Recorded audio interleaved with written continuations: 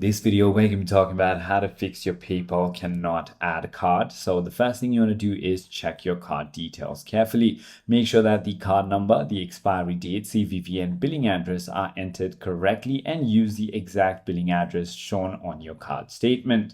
Always go ahead and verify your card eligibility. So ensure that your card is Visa, MasterCard, American Express, or Discover. Prepaid, virtual, or gift cards may not be supported as well. And check with your bank if international transactions are allowed.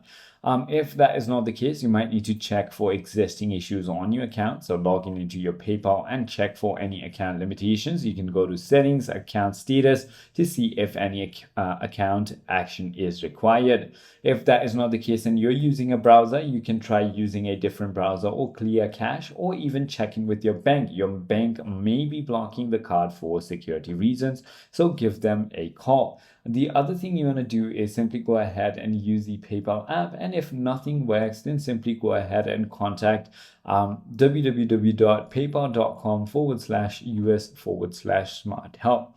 I hope this video clarifies everything for you. If you have further more queries, feel free to comment down below, and I'll see you on the next one.